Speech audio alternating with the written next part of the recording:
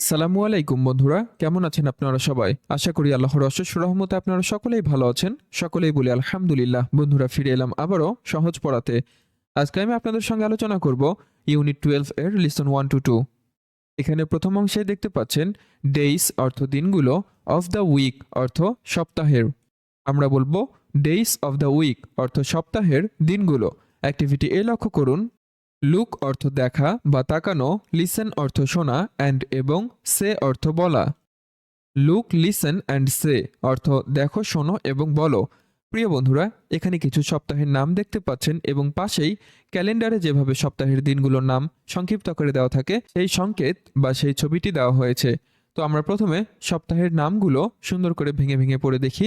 প্রথমেই দেওয়া হয়েছে স্যাটারডে অর্থ শনিবার, এরপরে সানডে অর্থ রবিবার, এরপরে মন্ডে অর্থ সোমবার, এরপরে টুয়েসডে অর্থ মঙ্গলবার, এরপরে WED ওয়েড NESNES DAY day Wednesday অর্থ বুধবার, এরপরে থার্সডে অর্থ বৃহস্পতিবার, এরপরে ফ্রাইডে অর্থ শুক্রবার।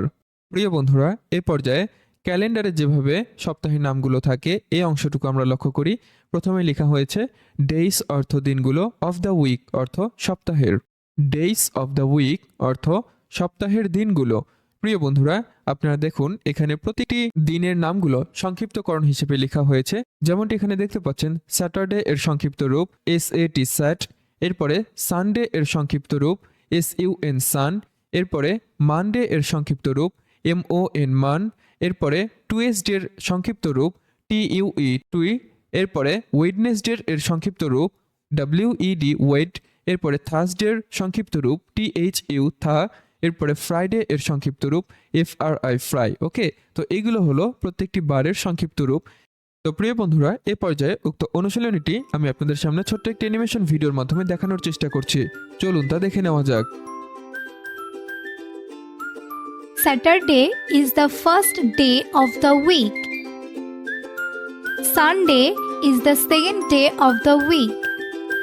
Monday is the third day of the week. Tuesday is the fourth day of the week. Wednesday is the fifth day of the week. Thursday is the sixth day of the week. Friday is the seventh day of the week. এ পর্যায়ে আমরা activity B তে চলে যাব। এখানে activity B লক্ষ্য করুন। Complete অর্থ সম্পূর্ণ করা, দ্য সেন্টেন্সেস অর্থ বাক্যগুলো, উইথ অর্থ সাথে, দ্য কারেক্ট অর্থ সঠিক, ডে অর্থ দিন, অর অথবা, অর্ডিনাল অর্থ ক্রমবাচক বা ক্রমসূচক, নাম্বার অর্থ সংখ্যা, ইন ওয়ার্ড অর্থ কথায় বা শব্দে। তাহলে আমরা বলবো complete the sentences with the correct day or ordinal number in word অর্থ সঠিক দিন বা ক্রমসংখ্যা সূচক শব্দ দিয়ে বাক্যগুলো সম্পূর্ণ করো।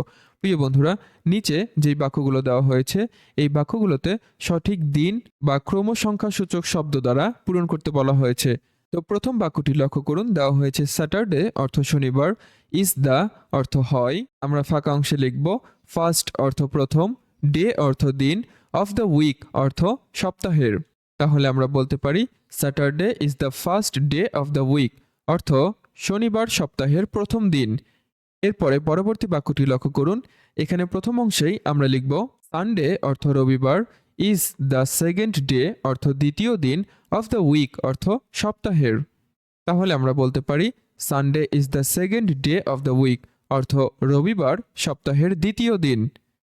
এরপরে তৃতীয় নম্বর বাক্যটি লক্ষ্য করুন, দেওয়া হয়েছে মানডে অর্থ সোমবার, ইজ দ্য আমরা ফাঁকা অংশে লিখব থার্ড অর্থ তৃতীয়, ডে অর্থ দিন, অফ দ্য উইক অর্থ সপ্তাহের। তাহলে আমরা বলতে পারি Monday is the third day of the week অর্থ সোমবার সপ্তাহের তৃতীয় দিন। এর পরের বাক্যটি লক্ষ্য করুন। এখানে প্রথম অংশেই আমরা লিখব টুয়েসডে অর্থ মঙ্গলবার, ইজ দ্য ফোর্থ ডে অর্থ চতুর্থ দিন, অফ দ্য উইক অর্থ সপ্তাহের। তাহলে আমরা বলতে পারি Tuesday is the fourth day of the week অর্থ মঙ্গলবার সপ্তাহের চতুর্থ দিন। এরপরে পরবর্তী বাক্যটি ওয়েডনেসডে অর্থ বুধবার, ইজ দ্য আমরা ফাঁকা অংশে লিখব ফিফথ অর্থ পঞ্চম, ডে অর্থ দিন, অফ দ্য উইক অর্থ সপ্তাহের। তাহলে আমরা বলতে পারি Wednesday is the fifth day of the week, অর্থ বুধবার সপ্তাহের পঞ্চম দিন। এরপরে পরবর্তী বাক্যটি প্রথম অংশে লিখব থার্সডে অর্থ বৃহস্পতিবার, ইজ দ্য সিক্সথ অর্থ ষষ্ঠ, ডে অর্থ দিন, অফ দ্য উইক অর্থ সপ্তাহের। তাহলে আমরা বলতে পারি Thursday is the sixth day of the week, অর্থ বৃহস্পতিবার সপ্তাহের ষষ্ঠ দিন। এরপরে ফ্রাইডে অর্থ শুক্রবার, ইজ দ্য বাক্য অংশে লিখব সেভেন্থ অর্থ সপ্তম, ডে অর্থ দিন, অফ দ্য উইক অর্থ সপ্তাহের। তাহলে আমরা বলতে পারি Friday is the seventh day of the week, অর্থ শুক্রবার সপ্তাহের সপ্তম দিন।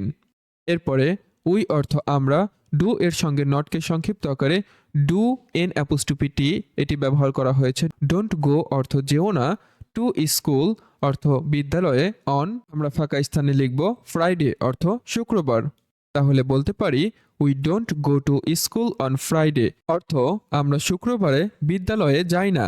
এরপরে ইট অর্থ এটা, ইজ দ্য উইকেন্ড অর্থ সপ্তাহের শেষ দিন বলবো বা ছুটির দিনও বলতে পারি। তো আমরা বলবো ইট ইজ দ্য উইকেন্ড অর্থ এটি সপ্তাহের শেষ দিন। এ পর্যায়ে নিচের বাক্যটি লক্ষ্য করুন। উই অর্থ আমরা, গো টু অর্থ যাওয়া, স্কুল অর্থ বিদ্যালয়ে, অন আমরা ফাঁকা স্থানগুলোতে কার্যদিবসের দিনের নামগুলো লিখে দিব।